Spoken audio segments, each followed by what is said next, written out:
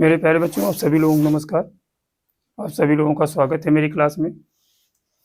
मेरे प्यारे बच्चों, आज हम चक्रवृद्धि ब्याज की दूसरी वीडियो लेके आए हैं। जो पहली वीडियो नहीं देखे हैं वो पहली वीडियो ज़रूर देख लें, क्योंकि उन्हीं से आगे हम लेके चल रहे हैं। बहुत ही महत्वपूर्ण टाइप पहली वीडियो में हमने बताया है, और इस वीडियो में भी उससे भी महत्वपूर्ण टाइप है। कैसे सवाल को लगाएंगे, कैसे सरल करेंगे, ये तरीका हम आपको बता रहे हैं। बहुत ही अच्छा, बहुत शानदार तरीका बता रहे हैं। जैसा कि देखिए, प्रश्न में कहा गया है, कोई धनराशि एक निश्चित चक्रवृद्धि ब्याज की दर पर 3 वर्ष में 18,600 रुपया और 6 वर्ष में 27,900 रुपया हो जाती है, तो राशि क्या है? लगा के बताइए, लगा के तुरंत बताइए।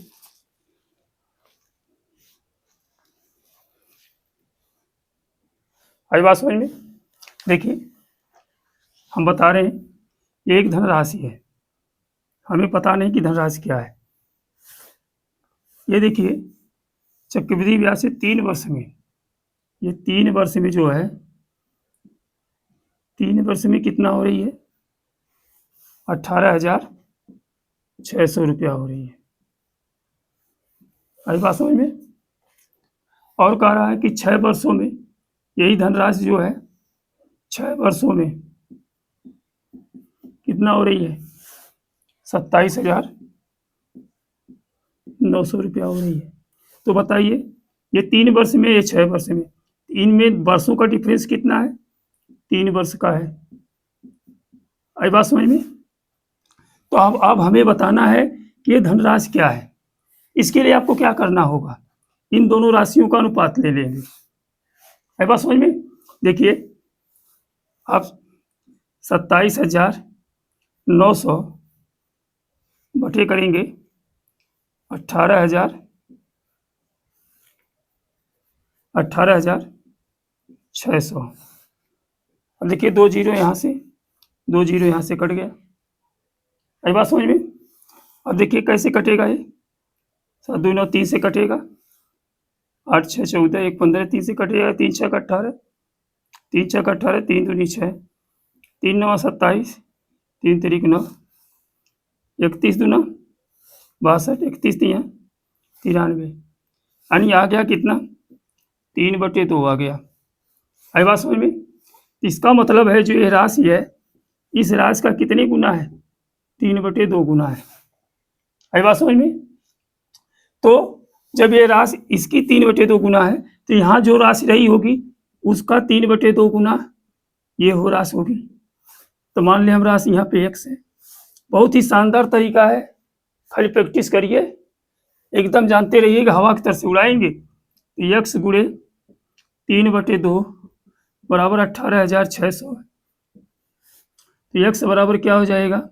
जो बटे में वो गुणा में चला जाएगा, 18,600 गुणे 2 हो जाएगा, जो ये ऊपर है नीचे आ जाएगा। देखिए, पक्षांतर का नियम ही होता है। तो 3 1 3, 3 6 18, 3 दूनी 6, यानी 6200 रुपया हो गया। और 2 से गुणा कर देंगे, 0 0 2 दूनी 4 और 6 दूनी 12। तो आपका उत्तर निकल के कितना आया? 12,600। बहुत बेहतरीन तरीका। देखिए, ऑप्शन नंबर पहला सही है। आई बात समझ में? इस तरह से हम सवाल को लगाएंगे। बहुत ही, जान लीजिए, बेहतरीन तरीका। आप खाली प्रैक्टिस करिए, कभी भी सवाल आपका गलत नहीं होगा। चलिए हम लोग अगले सवाल पे चलते हैं। चलिए देखिए, अगला क्वेश्चन, ये भी देखिए सेम उसी टाइप पे है, लेकिन थोड़ा सा अंतर है और बहुत बेहतरीन तरीका हम आपको बता रहे हैं। देखिए, कोई धनराशि एक निश्चित चक्रवृद्धि ब्याज की दर पर 10 वर्ष में 2,800 रुपया और 15 वर्ष में जो है 3,500 रुपया आ जाती है, तो हमें राशि ज्ञात करना है। आई बात समझ में? ये कोई राशि है, ये 10 वर्ष में जो है कितना हो रही है? 10 वर्ष में 2,800 रुपया, और यही राशि 15 वर्ष में कितना हो रही है? 3,500 रुपया। यहाँ पर कितने का अंतर है?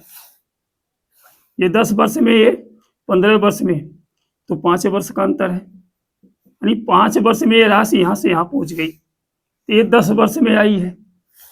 बात समझ गए? तो यहाँ भी 5-5 वर्ष का अंतर अगर हम लें तो एक बार यहाँ आई होगी, फिर एक बार यहाँ गई होगी राशि, तब ना 10 वर्ष होगा। आई बात समझ में? तो देखिए फिर उसी तरह इनका अनुपात लेंगे हम, 3500 बटे 2800, 2 जीरो काट देंगे, 7 चौक 28, 7 पचे 35, यानी आ गया कितना 5/4। ये राशि जो है कई गुना बढ़ी है, 5/4 गुना बढ़ी है। ये राशि जो है यहाँ से यहाँ आने में 5/4 गुना बढ़ी होगी, फिर यहाँ से यहाँ आने में 5/4 गुना बढ़ी होगी, यानी 2 बार बढ़ी ना। तो मान लीजिए राशि जब x है तो हम इसको देखिए लिखेंगे x गुणे 5/4 गुणे 5/4 बराबर कितना है 2800, यही आई होगी। अब क्या पक्षांतर जब करेंगे तो जो नीचे बटे में है ये गुणा में आ जाएंगे, जो ऊपर अंश में है वो बटे में आ जाएंगे। तो x बराबर हो जाएगा 2800 गुणे 4 बटे 5 गुणे 5। आई बात समझ में? अब इसको काट लीजिए, 5 एकम 5, पंचम 25, कितना बचा 3 हो जाएगा, 5 छक 30, 560 हो जाएगा। फिर 5 से काटिए, 5 एकम 5, 5 एकम 5, 5 एकम 5, 1 बचा 10 हो गया, 5 दूनी 10। अभी हो जाएगा 4 चौक 16। अब 16 से इसमें गुणा कर दीजिए, 16 दूना 32 के 2 हासिल 3 बचेगा, 16 एकम 16 और 3 19 के 9 हासिल जो है 1 बचेगा, और 16 एकम 16 और 1 17। तो आपका उत्तर कितना निकल के आएगा फाइनल 1792। बहुत ही बेहतरीन तरीका, बहुत ही शानदार तरीका। आप इस तरह से सवाल लगाइए, कभी भी सवाल आपका गलत नहीं होगा। आप प्रैक्टिस करिए। आई बात समझ में? इस टाइप के सवाल खोज के लगाइए, एकदम प्रैक्टिस हो जाएगी। आई बात समझ में? तो चलिए अगले सवाल पे चलते हैं।